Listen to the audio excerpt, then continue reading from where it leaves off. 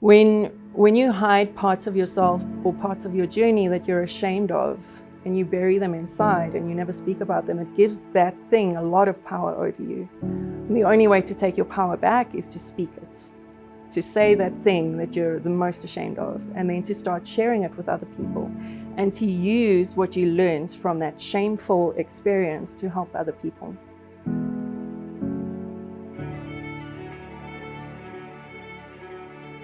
Do you mind sharing with me what the issue was around the eating disorder? What were you doing? What was your...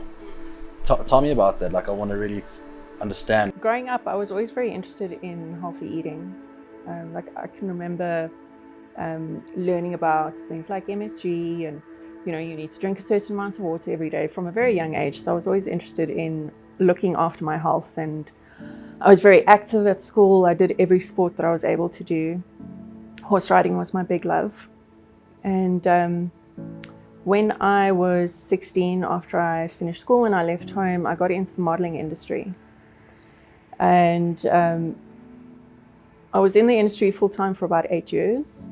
And as much as I was very much aware of how to take care of my health going in, I was very young.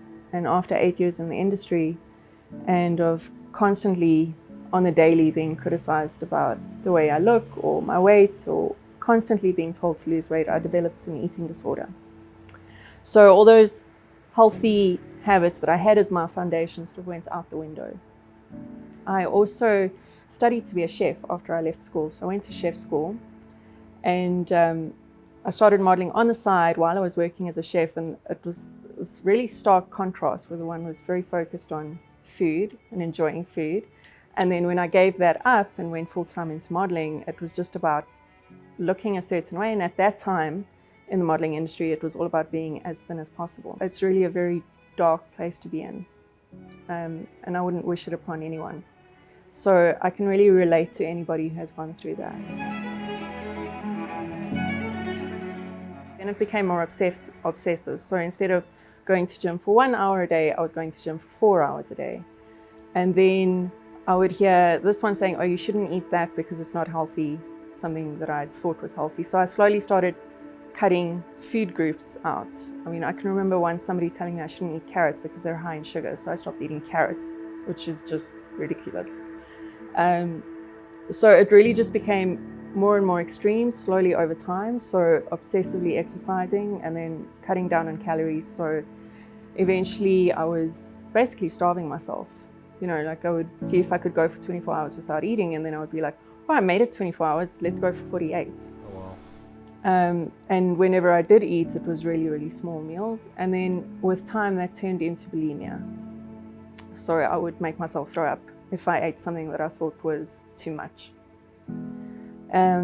So that's like when it hit that phase, that's when it got really very dark and very lonely. And there's so much shame around having an eating disorder that you don't talk to anybody about it. I got this big fright because I realized what a deep hole I was in, and I was really... Was there a turning point? Was there a moment? Yeah, I was working in Bangkok when I was 21, and my health was just deteriorating. I was getting sick the whole time, just small niggles, like I had this constant flu, and then I got bronchitis, and I also started getting panic attacks. So I was filled with anxiety. And when you have an eating disorder, it's all you think about. From the moment you wake up in the morning, you're obsessed with what you can't eat.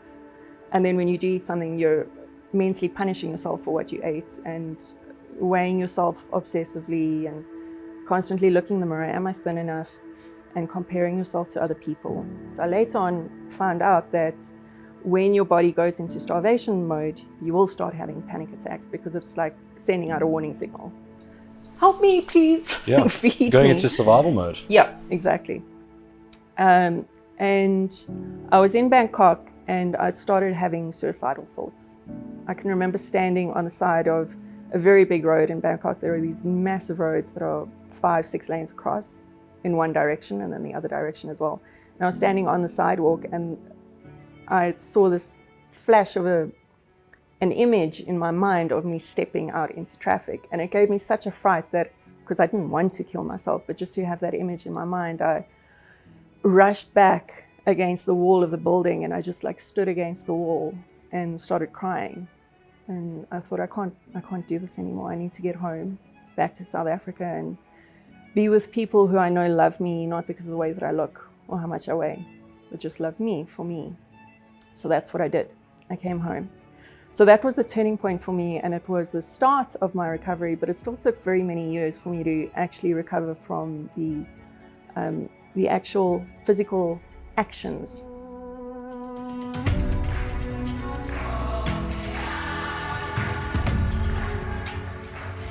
One of the things that really helped me to recover was going back to horse riding, which was my childhood love. And I didn't do it for about 8 years.